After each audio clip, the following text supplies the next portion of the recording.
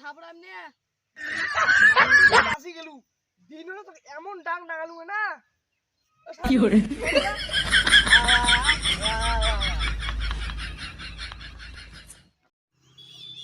start এরা মা কি করে ইয়ে বুঝাও তো হ্যাঁ কি করে হ্যাঁ এটা যাবো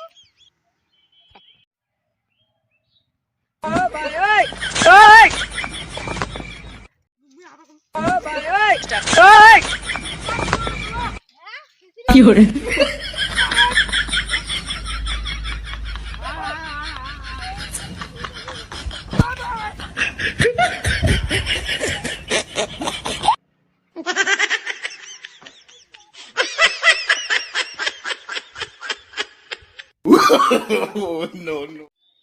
স্টার্ট